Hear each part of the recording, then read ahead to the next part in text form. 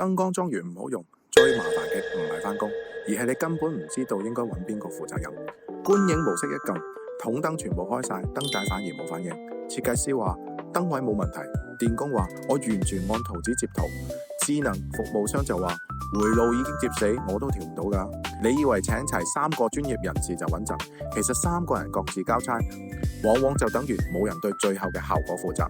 例如設計師想設計4組燈分開控制，電工施工時並成2組，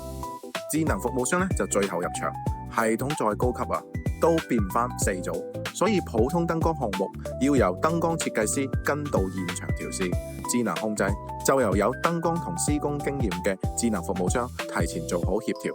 電工負責接線同施工嘅安全，但係唔應該默認由佢負責成間屋嘅燈光氛圍。裝修最危險嘅唔係冇人負責，係人人只負責自己嗰一段。開工之前一定要寫清楚邊個審核圖紙同回路，邊個協調3方，邊個跟到現場驗收。已經遇到3方推搪嘅打1，